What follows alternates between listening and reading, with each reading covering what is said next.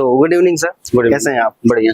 तो सर जैसा हम लोग देख रहे हैं कि यहाँ पीएफटी बाग शूटिंग रेंज आज करवा रहे हैं। ओके। तो क्या सर मतलब ये जैसे बच्चे होते हैं तो क्या आप उनको कुछ इंस्ट्रक्शंस कुछ गाइड देना चाहेंगे कि मतलब जैसे हम रेंज में आते हैं जी। तो बहुत से बच्चे होते हैं, बहुत ही चंचल होते हैं, जी। बहुत ही भागते भी हैं इधर उधर। जी, जी। मतलब कुछ मिस गाइडेंस ना हो जाए या फिर ऐसा कुछ होना अनहोनी ना हो जी। जाए, तो क्या आप कुछ गाइड करना चाहते हैं? सर मेरे कुछ पर्सनल क्वेश्चंस भी हैं जी। शूटिंग रेंज के जी, लिए। जी। तो क्या सर आप मुझे क्लियर कर सकते हैं? बिल्कुल करेंगे जी, पूछिए।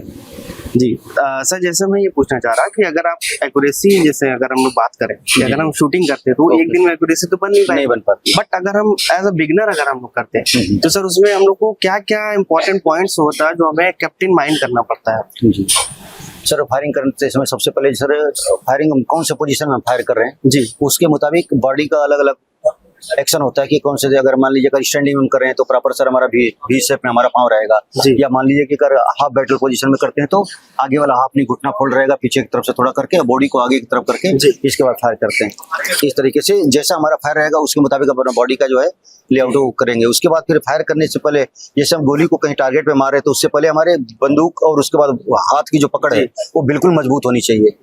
और एक्यूरेसी लेने के लिए सांस के ऊपर कंट्रोल होना बहुत जरूरी है।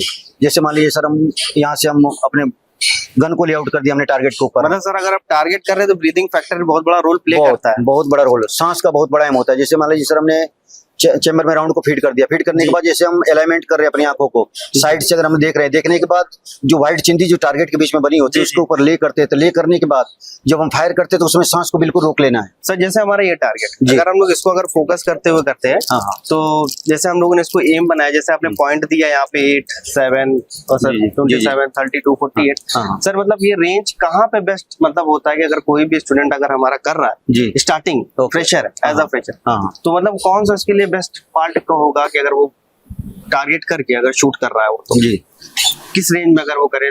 24 में, 32 में, 48 में? अधिकतर बिगिनर्स मतलब कहाँ तक वो लोग कर सकते हैं? ओके सर, मैं टारगेट के ऊपर बताना चाहूंगा सर आपको। बिल्कुल सर। सर यहाँ पे जैसे हम फायर करते हैं, फायरर जो फायर करता है जी सर। तो हर व्यक्ति का एम क्या होता है कि जो 4x4 का जो व्हाइट चिंदी है इसी के ऊपर गोली को मारे। जी सर। लेकिन जो नए फायरर होते हैं उनकी पकड़ मजबूत न होने की वजह से फायरिंग के दौरान सांस लेते हैं तो सांस लेने के बाद क्या होता है, गन अप डाउन किया हरकत करती जी। है। इसको बबल एरिया बोलते हैं। फायरर के आगे जो है ना गन को हिलती है, तो गन को हिलती है तो टारगेट और प्लस बैरल का जो मजल इंड होता है उसके बीच में जो कंपन होता है उसको हम बबल एरिया बोलते हैं। तो बबल एरिया को कम करने के लिए सांस को बिल्कुल कंट्रोल में लेना है, कंट्रोल में छोड़ना है और फायर करते समय सांस को बिल्कुल रोक लेना है और उसके बाद फिर ट्रिगर को प्रेस करना है, तब हम अच्छी एक्यूरेसी हासिल कर सकते हैं। तो सर हमारे स्टूडेंट्स को आप मतलब क्या ऐसा गाइड करते हैं इसमें कि हाँ कि आप इस हिसाब से करिए तो आपकी एक्यूरेसी मेंटेन होगा? और सर मैंने एक शूटिंग में अधिकतर एक वर्ड सुना, डोमिनेंट आई करके। जी जी। इसका कैसा रोल होता है, मतलब क्या होता है इसका?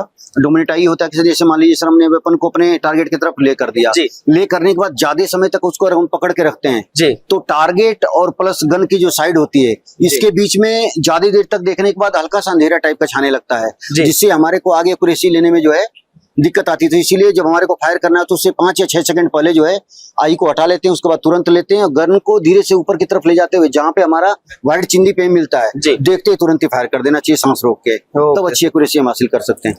ठीक है सर, मैं ऐसे ही बस जानना चाह रहा था कि हाँ क्या क्या मेन पॉइंट्स है, क्या क्या की फैक्टर्स है जिसपे हमें काम करना चाहिए, क्योंकि शूटिंग रेंज अभी हमारे इलाहाबाद में भी कहीं कुछ ज्यादा डिफेंस एकेडमी ने किसी ने शुरू नहीं किया। जी जी। I think we are the first starting the shooting range. Okay. तो हम लोग स्टार्ट कर रहे हैं, तो उसी में मैं कुछ जानना चाह रहा था आपसे, कुछ मेरी इच्छाएं थी, कुछ क्वेश्चंस थे। बिल्कुल बिल्कुल। I hope you don't mind sir. अरे नो नो।